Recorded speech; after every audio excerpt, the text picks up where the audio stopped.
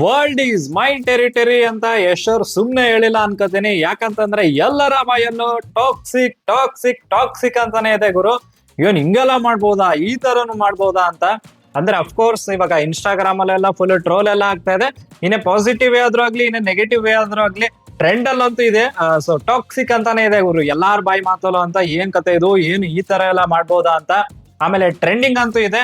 ಇನ್ನು ಟ್ರೆಂಡಿಂಗ್ ಅಂತ ನೆನಪಾದ ಕೂಡಲೇ ಏನಪ್ಪಾ ಅಂತಂದ್ರೆ ವ್ಯೂಸ್ ಗುರು. 200 ಮಿಲಿಯನ್ ಪ್ಲಸ್ ವ್ಯೂಸ್ ಏನಪ್ಪಾ ಅಂದ್ರೆ 24 hours ಅಲ್ಲಿ ಬಂದಿದೆ. ಅದು ಟಾಕ್ಸಿಕ್ ಗೆ ಅಂತ 5.5 ಮಿಲಿಯನ್ ಪ್ಲಸ್ ಲೈಕ್ಸ್ ಎಲ್ಲ ಬಂದಿದೆ. ಒಂಥರ ಕ್ರೇಜಿ ಅನ್ಸಲ್ವಾ? 200 ಮಿಲಿಯನ್ ಪ್ಲಸ್ ಗುರು.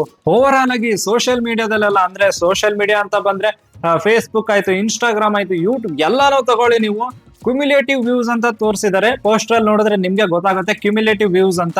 ಸೊ 200 ಮಿಲಿಯನ್ ಪ್ಲಸ್ ವ್ಯೂಸ್ ಇನ್ 24 hours ಗುರು. ಸಕ್ಕತ್ ಒಳ್ಳೆ. ಏನಪ್ಪಾ ಇದು, ಈ ತರ ನೆಕ್ಸ್ಟ್ ಲೆವೆಲ್ ಅನ್ಕೋಬೇಕು. ವ್ಯೂಸ್ ಮಾತ್ರ ಸೂಪರ್ ಬಂದಿದೆ ಅಂತ. ವ್ಯೂಸ್ ಗಿಂತ ಏನಂದ್ರೆ ನೀವು ನೋಡ್ಬೇಕಾಗಿರೋದು ಲೈಕ್ಸ್ ಗುರು. ಅಂದ್ರೆ 5.5 ಮಿಲಿಯನ್ ಪ್ಲಸ್ ಏನ್ ಲೈಕ್ಸ್ ಬಂದಿದೆ ಅಲ್ಲ, ಅದು ಒಂಥರ ಕ್ರೇಜಿ ಅನ್ಸುತ್ತೆ. ಅಂದ್ರೆ ಲೈಕ್ ಮಾಡಿದಾರೆ ಅಂತ ಅರ್ಥ. ಆ ತರ ಅಫ್ಕೋರ್ಸ್ ಒಂದು ವರ್ಗಕ್ಕೆ ಏನಪ್ಪಾ ಅಂತಂದ್ರೆ ಇದು ಏನಪ್ಪಾ ಹಿಂಗಿದೆ ಹಂಗಿದೆ ಅಂತ ಸ್ವಲ್ಪ ಹೇಟ್ರೆಡ್ನೆಸ್ ಎಲ್ಲ ಸ್ಟಾರ್ಟ್ ಮಾಡಿದ್ದಾರೆ, ನೆಗೆಟಿವ್ PR ಸ್ಟಾರ್ಟ್ ಮಾಡಿದ್ದಾರೆ. ಬಟ್ ನಾನು ಹೇಳ್ತಾ ಇರೋದು ಇದು ಇಂಟ್ರೊಡಕ್ಷನ್ ವಿಡಿಯೋ ಗುರು. ಜಸ್ಟ್ ಇಂಟ್ರೊಡಕ್ಷನ್ ವಿಡಿಯೋ ಇದು. ಇನ್ನು ಟೀಸರ್ ಇಲ್ಲ, ಟ್ರೇಲರ್ ಇಲ್ಲ, ಏನು ಇಲ್ಲ. ಟೀಸರ್ ಬರ್ಲಿ, ಟ್ರೇಲರ್ ಬರ್ಲಿ, ನಮ್ಗಿನ್ನು ಸ್ಟೋರಿನೂ ಗೊತ್ತಿಲ್ಲ ಏನಿದೆ ಇದ್ರ ಬಗ್ಗೆ, ಏನ್ ಕತೆ ಅಂತ ಒಂಚೂರು ಸ್ಟೋರಿನೂ ಬಿಟ್ಕೊಟ್ಟಿಲ್ಲ. ಸ್ಟೋರಿ ಗೊತ್ತಿಲ್ಲ, ಏನು ಗೊತ್ತಿಲ್ಲ. ಜಸ್ಟ್ ಒಂದು ಇಂಟ್ರೊಡಕ್ಷನ್ ವಿಡಿಯೋ ಇಟ್ಕೊಂಡ್ಬಿಟ್ಟೆ ಹಂಗಿದೆ ಹಿಂಗಿದೆ ಅಂತ ನೆಗೆಟಿವ್ ಅಂತೂ PR ಅಂತೂ ಸ್ಟಾರ್ಟ್ ಮಾಡಿದರೆ.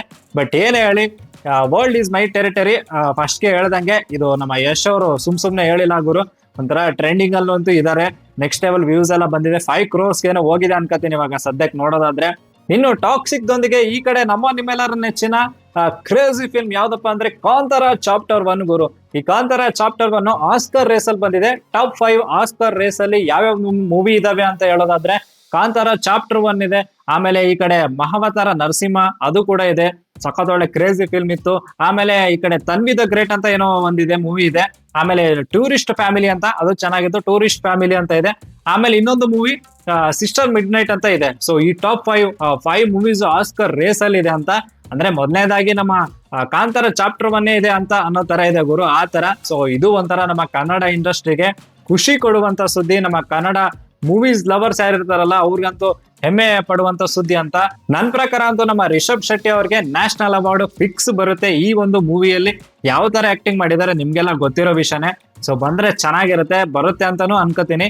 ಆಮೇಲೆ ಈ ಕಡೆ ಆಸ್ಕರ್ ಅವಾರ್ಡ್ಗೆ ಇದು ಒಂಥರ ರೇಸ್ ಅಲ್ಲಿ ಇರೋದ್ರಿಂದ ಕಾಂತಾರ ಚಾಪ್ಟರ್ 1 ನೋಡ್ಬೇಕು ಏನ್ ಕತೆ ಮುಂದೆ ಗೊತ್ತಾಗತ್ತೆ ಏನಂತ.